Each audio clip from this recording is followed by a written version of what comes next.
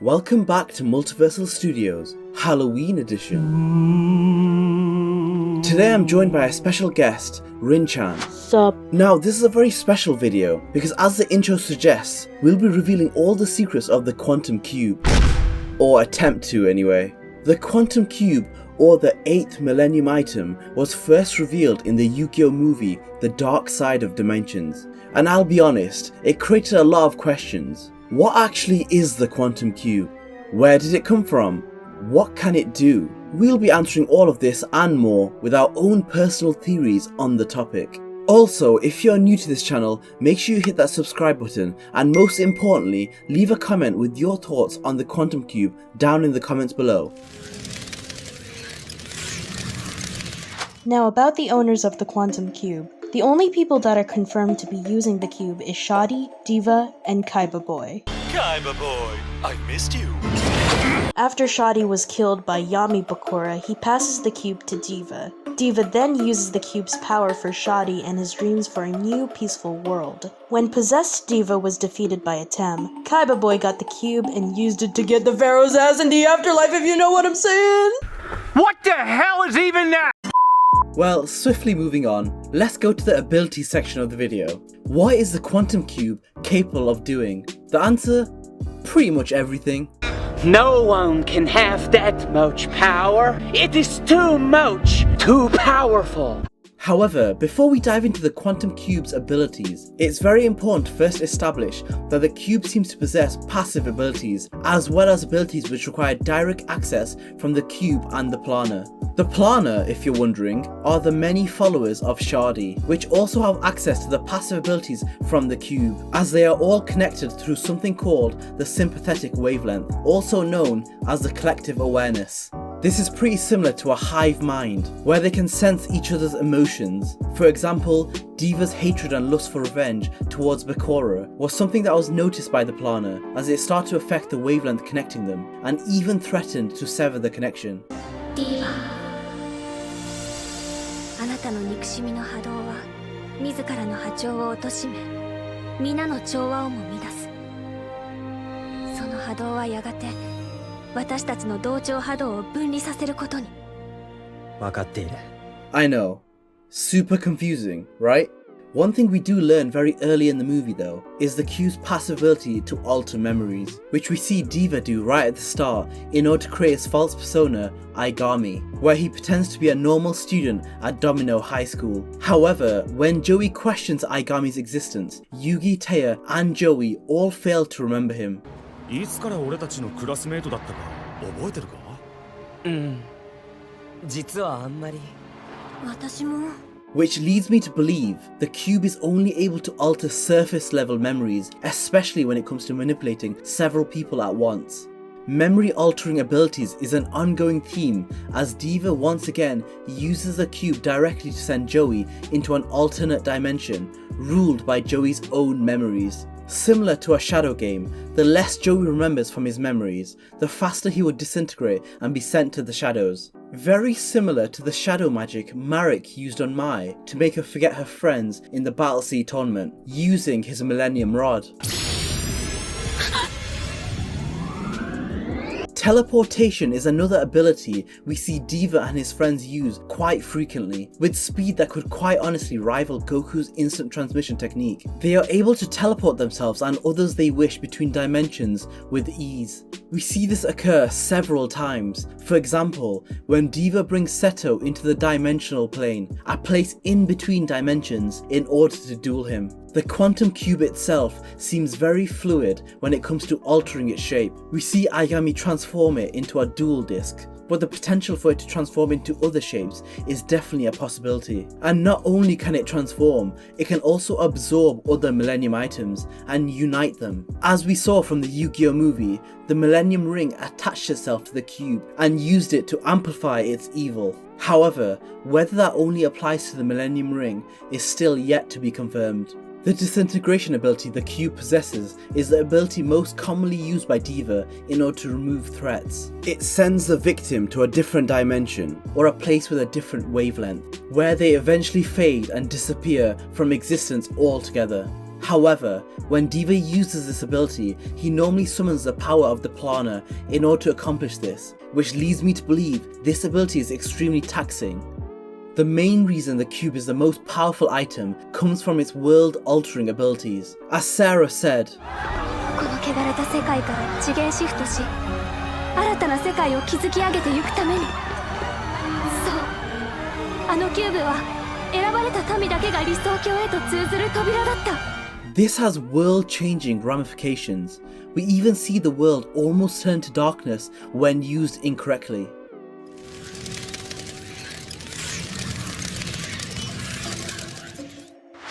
Maybe this is an unpopular opinion, but I think the cube is more powerful than the 7 Millennium items. You can try to change my mind, but that's how I feel about the cube, for now. But regardless of its power level, the cube still has some weaknesses.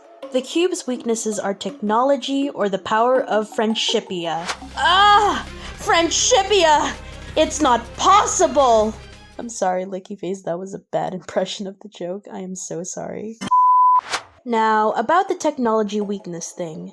There is a scene in DSOD where Diva Thanos snaps Kaiba, but Kaiba says nope, and he uses his dual disc and amplifies something to deflect the Plana's powers. And it works, because it's Kaiba. What is that certain something he amplifies, you might ask? Well, Kaiba literally uses his very own ego to deflect the Plana's powers. あれが奴の自我を増幅させ、我らの力を跳ね返した。貴様らが何者であろうが、そんな力がこの俺に通じると思ったか。That is so ridiculous. I love it. I love you, Kaiba. Okay. Now, the reason the dual disc is such an effective method in countering the abilities of the cube is because Diva relies on tricking the senses and manipulating the memories. However, the dual disc is connected to the Crystal Cloud network, which processes information alongside Kaiba's cerebrum memory domain, which disables any attempt at memory-based manipulation. Kaiba's emotions are also amplified through the dual disc, like what DJ said. Negative or powerful emotions disturb the collective awareness, which is why his ego can repel the Plana. So it's pretty much canon that Kaiba's ego is just so OP and powerful. Funny. Wait up! Now let's move on to Friendshipia. Time and time again, Friendshipia is always there to save the day and defy all the odds. How convenient. You know what they say, friendship is magic, and boy, that magic weakens the Plana.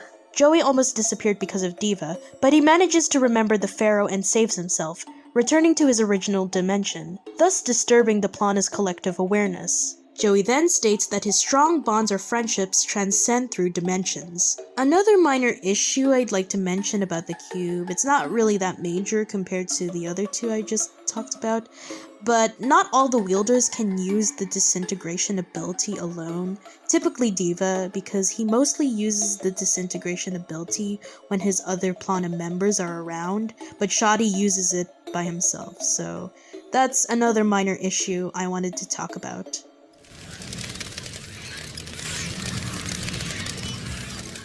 So now that we've covered the fundamentals of the quantum cube, this is where shit gets real. Where did the quantum cube come from in the first place? Now, this was never touched upon during the DSOD movie, and for someone who's watched the movie for like the 10th time in preparation for this video, it was extremely frustrating. Because in comparison to the 7 Millennium items, where 99 souls from a village called Kul Elna were harvested in order to fulfill the requirements of the Millennium spellbook, the quantum cube on the other hand, has no confirmed backstory. It's unclear to what sacrifice was made in order to create the 8th Millennium item, which has the power to pretty much surpass all other items in terms of pure ability, which leads me to believe the requirements to create such an item would be incredibly high. Was there potentially another massacre we weren't told about? Well, I actually believe the quantum cube was created by fear itself. It's made very clear that fear is a strong theme during the Yugioh movie. ああ、ディーバ。誰の心にも恐れがある限り。恐れですか？すべての争いは恐れが生み出す。So my thoughts is that this item was created in a manner completely different to the 7 Millennium items. The fact that the Millennium Stone also doesn't feature a slot for the Quantum Cube probably means the item was created sometime after the creation of the original 7. Now I was trying to think of a reason for why this item was created in the first place. I mean, originally, Akhenaten was forced to create the items to repel the oncoming attackers and to defend Egypt. So what could drive someone to create another mystical item? Well, I think it has something to do with Atem sealing himself away so long ago to defeat the darkness. In doing so, Egypt lost their protector and the chosen pharaoh capable of wielding all 3 Egyptian god cards, spreading fear amongst their people. I believe losing Atem was the singular reason to which the Quantum Cube was created, which explains why the cube and the pharaoh are so closely linked. This also explains why the cube loses its power once the pharaoh is resurrected, because once the pharaoh returns, the singular reason the cube was created for becomes irrelevant. Now this also explains why we haven't seen or heard anything about the Quantum Cube until this moment, because the pharaoh's soul has been residing in the body of Yugioh, meaning the cube would have no power. Now not only do I think the Quantum Cube was created with fear, I believe the user of the cube as well as the core abilities associated with the cube are closely linked with fear. Kaiba, Shadi and Aigami were the only 3 to be seen using the power of the cube, and each of them had a reason to be afraid. Kaiba was afraid of living in a world without the pharaoh because he knew that Atem would always be his eternal rival and his biggest mountain to climb. Aigami was afraid of losing his loved ones. 僕は恐れなんかありません。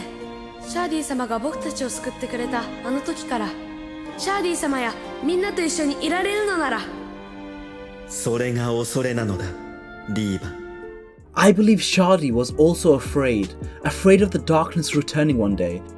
It's hard to go along with this theory because you don't really see Shadi being a flawed character. However, Shadi even says it himself that no one is exempt from being afraid. Now, the reason I believe the powers of the cube are linked to fear is because at the start of the movie, Joey clearly states his fear to the group. なんかな、時期俺たちも卒業だけど、仲間の記憶は絶対になくしたくねえよな。Almost like he's foreshadowing what happens next. And when we see Aigami send Joey to the other dimension, it was clearly capitalizing on Joey's worst fear, which was forgetting his friends. And when Joey sees Atem in his memories, it reminds him that he had already lost a friend once before, and realizes that Atem would stay with him in his memories and through everything they had shared together. And in that moment, Joey got over his fear and the Quantum Cube's magic was countered, which is why I believe having no fear perfectly counters the item created by fear. And that's everything, guys. Thanks for watching. Hang on, DJ, before we move on, I want to discuss about my theory, if that's okay? Oh, okay, sure.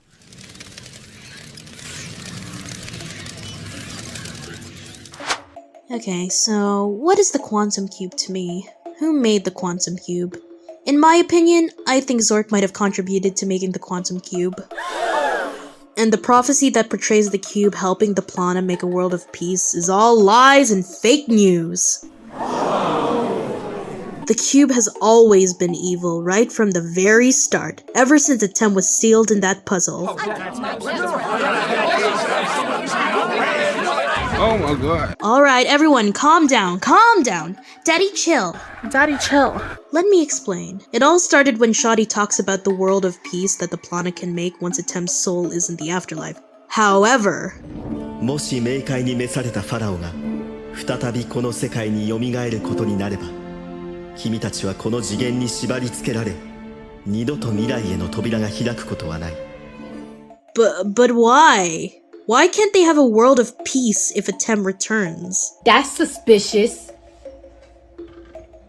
I'll elaborate more on this later on.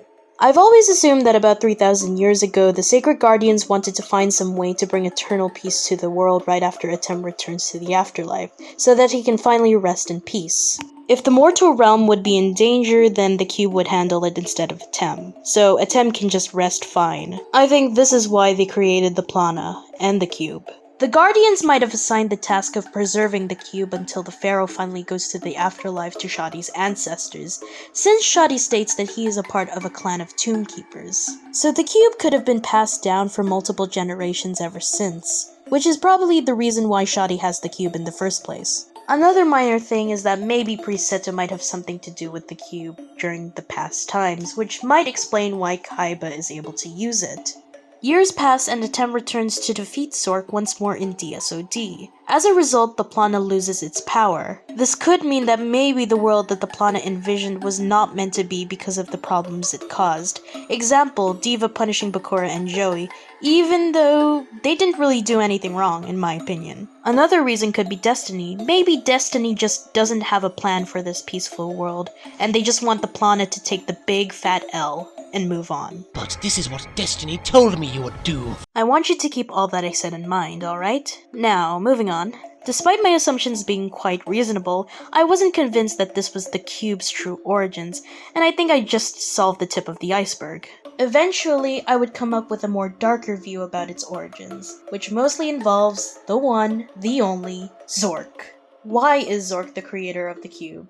How this came to be all started when I thought about the other title given to the cube, that being the 8th Millennium item. As you all know, Zorc needed a physical form to spread evil, so he created the Millennium Spellbook, or the Millennium Tome, that contains spells on how to create the Millennium items. So if Zorc managed to write about the other 7 Millennium items in that spellbook, that could mean he might have also written about the 8th Millennium item, and it's somewhere in that spellbook. This is a bit unrelated to the situation, but where is the spellbook? Like, I need answers! Yeah, well, good luck with that. When and how was the spell of the 8th Millennium item written? Two of my biggest assumptions for when are, number 1, during the last minute before Atem and Zorc got sealed away, or number 2, after Atem got sealed away. You might be wondering why I'm not including the time frame when Atem wasn't even Pharaoh yet, and that's because I don't think Zorc made it during that time because Akhenaten had finally translated the book after years of trying, but he only states that the spells of the 7 Millennium items are there, and nothing about the 8th one or any other spells. Who knows, maybe this is not an accurate translation of the Japanese manga, or Akhenaten just wanted to translate 7 items but he didn't bother with the 8th one. There is not really much I can work with this timeline, so that's why I'm not including it. There is a possibility that the spell could have been made once Zorc realized that he was screwed and Atem was going to defeat him with a certain spell. Zorc used his powers at the last moment to transfer some instructions to the spellbook via, telekinesis power connection thingy. I don't know how to describe it, but it's that situation with Kaiba and the rod during Battle City. Like, Kaiba doesn't need to touch that rod to feel its special power. That's what she said. As he used to be its wielder and had a connection to the rod in the ancient times. Since Zorc is the creator of the spellbook, he might be able to connect to it, like how Kaiba connects with our rod. That's what she said!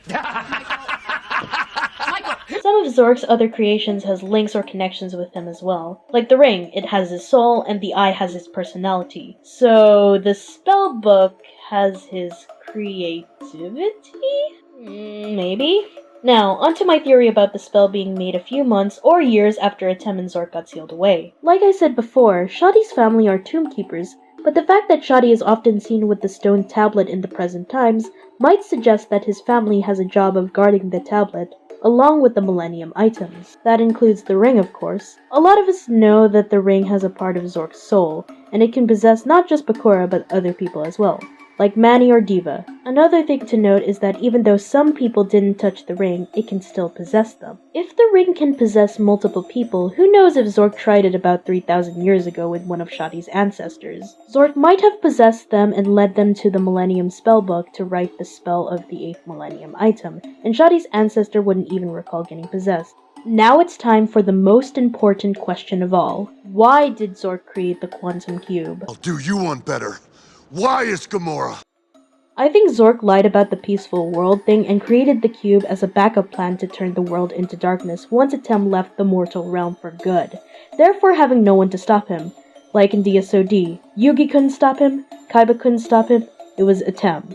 and Atem only. What was that? Oh, I couldn't hear you over the sound of me owning your ass at card games. So Zorc created the spell for the cube and wrote some paragraphs saying that this item will bring a dimension of peace. However, one of the most powerful kings in the world must be laid to rest first. Then the true power of this item can be activated. If the king ever comes back, then the door to the world of peace will be gone and undeserving. Zorc wrote about a world of peace because he wanted to manipulate people in making the cube. Someone eventually finds the spell, makes the cube, and the Plana for reasons I've already explained, but no one would ever find out about its true function. Zorc then waits until the cube's true power is unlocked so he can get a chance to fuse with the cube and a host to bring a world of darkness like we see in DSOD. Here are the reasons why I think this might be true. Number 1. The fact that the prophecy states that Atem returning means they can't have a world of peace anymore is suspicious, because I don't see any reason why Atem returning is a threat to a peaceful world. It would make sense if he was a threat to an evil world though. Number 2. Another thing is that Diva gets so invested with the word of the Plana about Atem returning that he tries all that he can to not let Pharaoh return. That gives Zorc a better chance of his plans working out without being disturbed by Atem. One scene in the movie proves my point.